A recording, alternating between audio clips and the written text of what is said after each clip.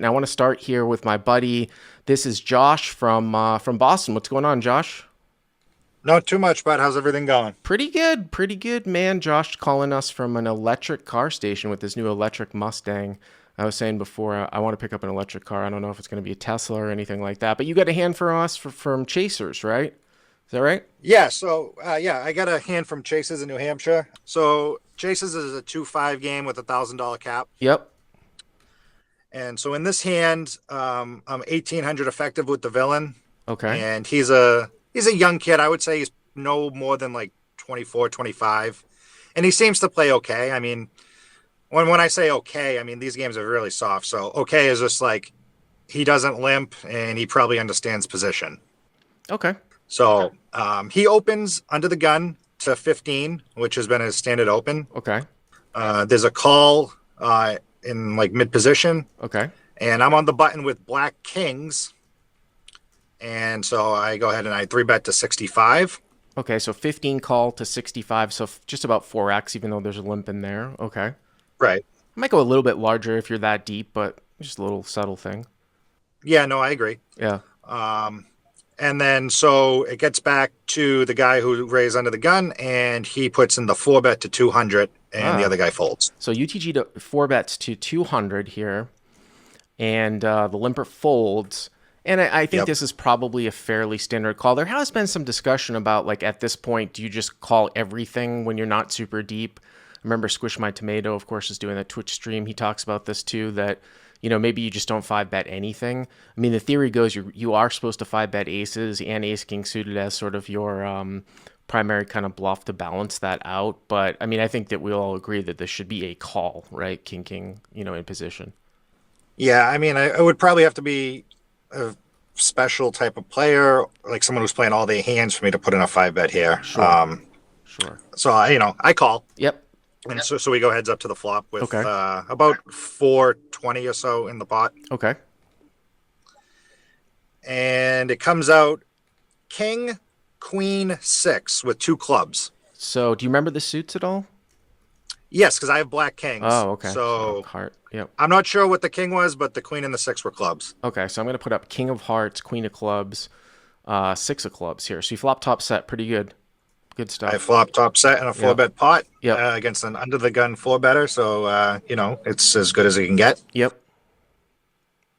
So he goes ahead and he starts a bet and puts out 125. So I don't know, just say just over, Quarter or just under a something. third. Yeah. Yeah, Okay. a quarter, just over.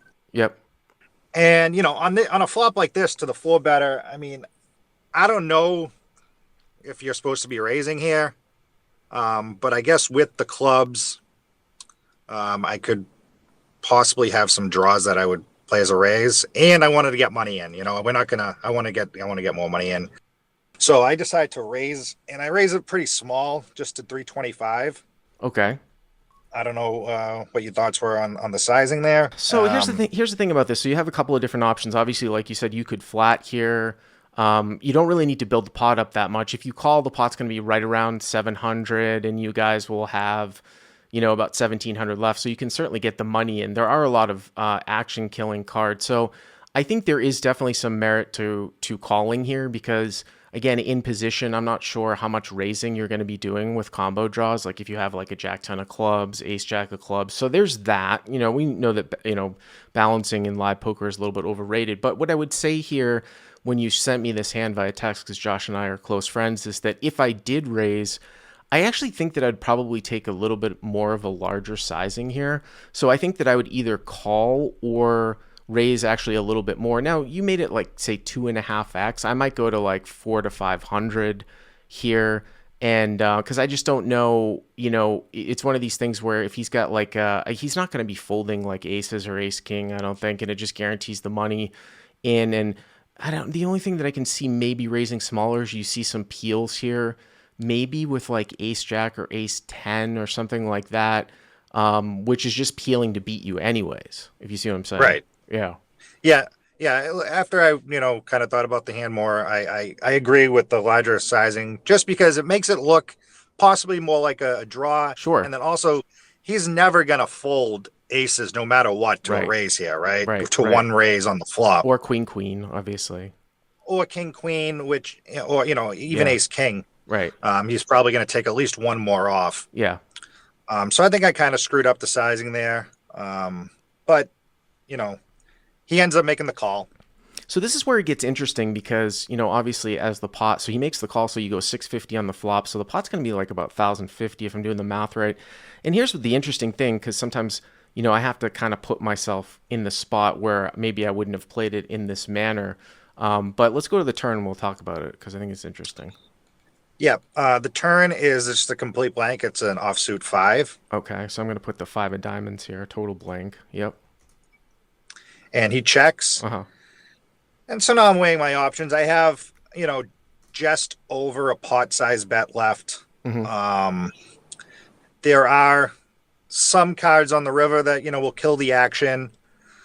I was a little torn on what to do, but I just don't see people folding. If he, now I'm targeting aces, right? Um, so if I'm doing that, I block the king, so there's less combos of ace king. I mean, he could have a set of queens here that he's obviously never going to fold, and so I just decided to go for it, and I put it in. So you moved all in. Wow. I moved all in for slightly over a pot size bet. Yep. Wow. Okay, so this is where I think that it would actually get a little bit interesting here if I put myself in this perspective. I don't know if I mean, I understand where you're trying to go here. Like you're trying to sort of make it look like a draw and it's kind of sort of an over bet here. Now, I think what would be more standard in this spot looks like you've got maybe, 1,400 left, something like that. Like you could bet 4 or 5. And if he calls here, the pot's going to be like 2,000 and you leave yourself with about a half pot size bet. And I see some people in the chat saying this too, but just to think out of the box here, if I got here like this on the turn, I actually seriously might considering checking back as a slow play. To make it look like what you were sort of doing, like with your flop sizing, to kind of make it seem consistent. You know what I'm saying? I do know what you're saying, and it is a pretty sexy play, I think. Just because I check back and then the turn is a blank. Like I think there's a very very high chance he's just going to bet out on the river. Say if he does have aces, or even if as some sort of bluff because maybe in his mind he doesn't think I can have pocket kings here. Yeah, and then maybe you get some bluffs from hands like that peel here, like with ace jack, ace 10, which those hands are just going to fold out anyways. Now, I mean, obviously you do risk like a club coming off, right? But you do have a club in your hand, so there aren't that many clubs. So, you kind of want to avoid, an offsuit ace, any of those Broadway cards, 9, 10, stuff like that. But I think you might be able to gamble here and take like half the deck and hope for a non-club card that's below an 8 or below, or obviously a board pair, which would be great because you're going to face a bet from the bluffs and then he's going to value bet from up front. I mean, I certainly would. I mean, if you take a line of like, say, raising small and then checking back the turn, I think if he value bets from up front, you jam, he's just going to call all day long. What ended up happening? He thought about it and not maybe a minute or a minute and a half, and he folded. So, Oh, wow. Who knows what he had? But I mean, 4 bets in live poker from an under the gun open is, there's not many people who will do that without, the top left of the Sure. of the chart. And so I don't know. I was hoping he, maybe he's just one of these guys who just can't fold his aces. Maybe, there's a chance maybe he was just bluffing, and but it is what it is. Very interesting one. I think that this is just an interesting little line that can kind of demonstrate how you can play things a little bit differently. So do you like so check better than jam, and then jam better than betting small, or? I would tend to probably bet like 400 here on the turn because I still think that you can maybe have some checkbacks and the guy's just never going to be folding anything. Or you could even go smaller than that too and use that like 1/3, sort of turn sizing. But I'm not a huge fan of the jam, even though you probably will get called. But who knows if some guy is going to hero fold like ace king or aces or something like that. You never know, right? Yeah. Yeah, you're not sure. Also, too, like if he has ace queen here, when you make the small raise, he very well might peel the flop. He made it so small. So Yep. again, that kind of allows him to stay in the hand. And then if the river's a brick, he checks to you and you make maybe a huge polarizing bet and you might get the value from ace queen, whereas you have ace queen fold out here. Or any five card sort of, excuse me, five out draw, like say he four bet a little bit of a wider range like queen jack or ace six or something like that because there was that limper in there too.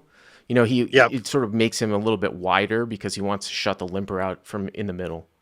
So that's what checking sort of allows that to do. But it's a cool hand. Josh, I'll see you in a couple weeks, man. I'm going to be back there. I'm sure we'll meet up. Appreciate the call. Thank you Definitely. very I'm much. looking for. All right. I'll see you later. All right. Thank you very much, Josh. Josh.